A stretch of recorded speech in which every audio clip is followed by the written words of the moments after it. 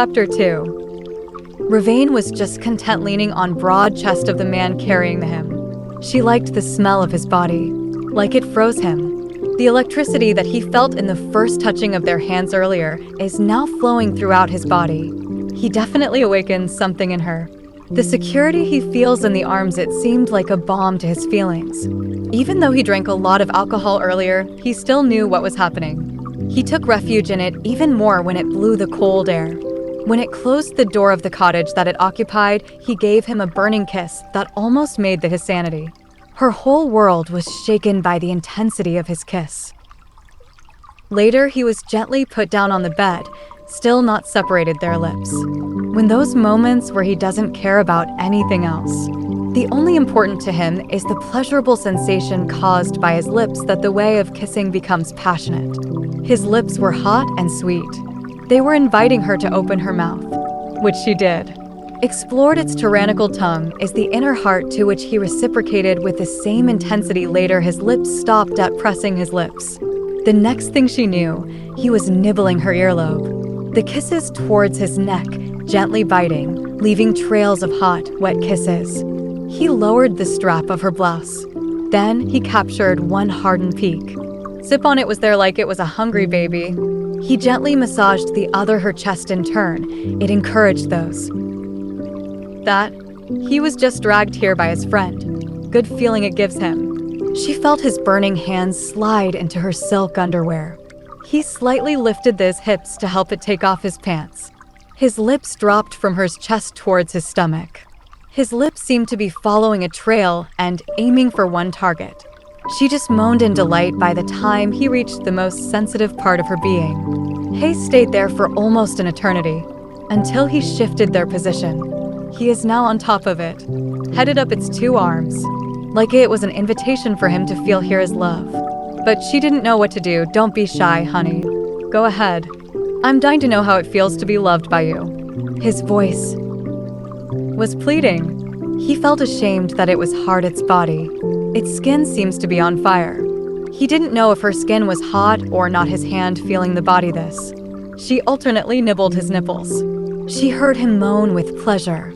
She felt his arousal rubbing against her, just below her belly. Her trembling hands fumbled with the buttons of his jeans. It probably slowed down to he is removing the buttons because this is the do that he was shocked to see the thing that.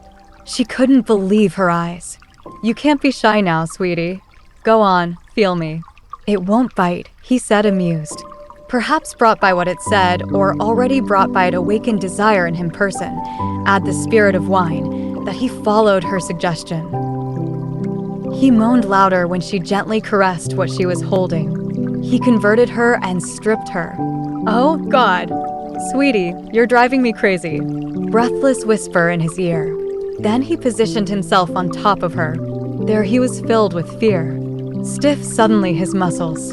He already knows that what happens next. Judging by his size, she would surely hurt like hell. He pushed her gently.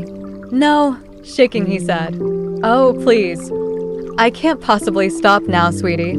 Even a big tidal wave won't stop me, he said. Please don't say no. With the help of the light of the bedside lamp, she could clearly see the pleading with the handsome man at face. His dark eyes looked even more darker with the suppressed desire. Come what may. He converted it and emphatically kissed on the lips. Once again they were locked in a passionate kiss. Take me now, please, she pleaded. With one swift, powerful move, he was inside her. The onslaught of pain is also sudden. He was tightly clinging to her arm. I'm sorry. I didn't know. It's okay. I can bear the pain, simply said. He even seems to be splitting his entire being. He is sick. He even hooked his leg on its waist. He still moved slowly to convey here that he is fine. He was still reluctant when he moved again. It became softer, until little by little, which he gets used to. More alive to his senses, the unification of their bodies. The entrapment of that hard flesh inside her almost blew her mind. Plus, the delirious oscillation of their bodies sent insurmountable pleasure in her system. She was helpless about it that she could only moan in delight.